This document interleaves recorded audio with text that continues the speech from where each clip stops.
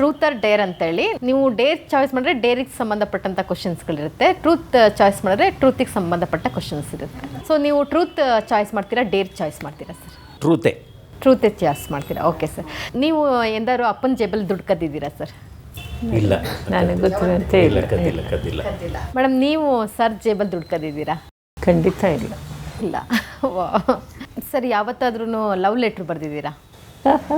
ನನಗೆ ಬರೆದಿದ್ದಾರೆ. ನಿಶ್ಚಿತಾರ್ಥ ಆದ್ಮೇಲೆ ಇವ್ರಿಗೆ ಬರೆದಿದ್ದೀವಿ. Wow, super sir. Okay madam, ಆ ಲೆಟರ್ ಇದೆಯಾ ನಿಮ್ಮ ಹತ್ರ? ಖಂಡಿತ ಇದೆ. ನನಗೆ ಬೇಜಾರಾದರೆ ಓದ್ತಾ ಇರುವೆ ಅವಾಗೆಲ್ಲ. ಈಗ ಟೈಮ್ ಇಲ್ಲ ಬಿಡಿ, ಅಷ್ಟು ಲೆಟರ್ಸ್ ಇಟ್ಟಿದ್ದೀನಿ ನಾನು. ಫಸ್ಟ್ ಲೆಟರಿಂದ ಹಿಡಿದು ಲಾಸ್ಟ್ ಲೆಟರ್ ತನಕನೂ ಇದೆ.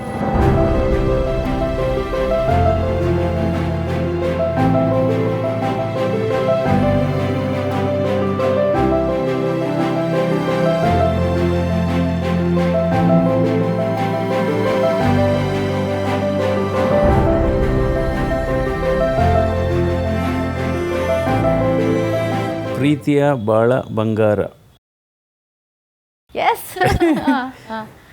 ನಿನ್ನ ಕಾಗದ ತಲುಪಿತು, ಸಂತೋಷವಾಯಿತು.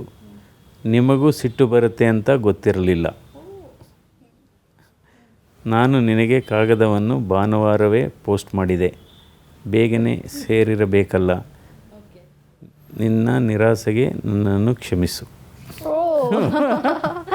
ಅಷ್ಟೇ ಸಾಕು ಬಿಡಿ. ಸರಿ.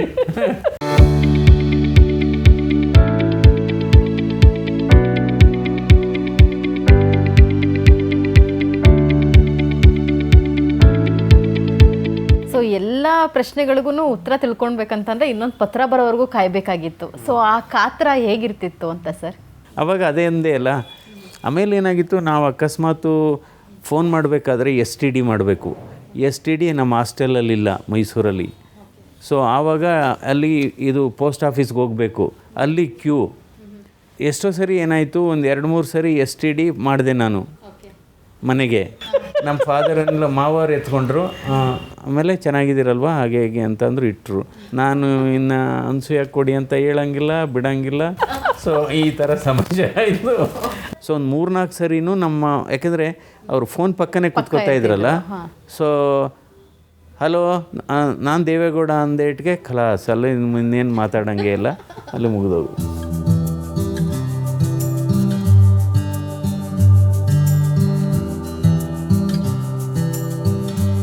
ಮೇಡಮ್, ನೀವು ಎಷ್ಟು ಕಾತರದಿಂದ ಕಾಯ್ತಾ ಇದ್ರಿ ಸರ್ ಪತ್ರ ಬರೋಲ್ಲ? ಯೂಶ್ವಲಿ ವಿತಿನ್ 2 ಡೇಸಲ್ಲಿ ಒಬ್ರದ್ದೊಬ್ರದ್ದು ರಿಪ್ಲೈ ಬರೋದು. ಒಂದು ಸರಿ ಯಾವಾಗಲೂ ಹಿಂಗೆ ಮಿಸ್ ಆಗಿತ್ತು ನನಗೆ. ಅದಕ್ಕೆ ನಿಮ್ಮ ಲೆಟ್ರೇ ಬಂದಿಲ್ಲ ಅಂತ ಬೈದಂದ್ರೆ ಯಾಕೆ ಬಂದಿಲ್ಲ, ಕೋಪ, ನನಗೆ ನಿರಾಸೆ ಮಾಡಿದ್ರೆ ಬೇಜಾರಾಗಿದೆ ಅಂದರೆ ಅದೇನಾಗುತ್ತೆ, ಆ ಕೋಪದ ಹಿಂದೆ ಪ್ರೀತಿ ಇರುತ್ತೆ. ಮೇಡಮ್, ಆ ವರ್ಡ್ಸ್ಗಳು ನೋಡಿದ್ರೆ ಒಂಥರ ಖುಷಿ ಆಗುತ್ತೆ. ಪ್ರೀತಿಯ ಬಾಳ ಬಂಗಾರ. ನಾನು ಹೇಳಿದ್ನಲ್ಲ, ನನಗೆ ನಿಜವಾಗಿಯೂ ಬೇಜಾರಾದರೆ ಜಾಸ್ತಿನೇ ಓದ್ತಿರ್ತೀನಿ. ಸೊ ಆಲ್ಮೋಸ್ಟ್ ನನ್ನ ಕೈಗೆ ಸಿಗಂಗೆ ಇರುತ್ತಿಲ್ಲ.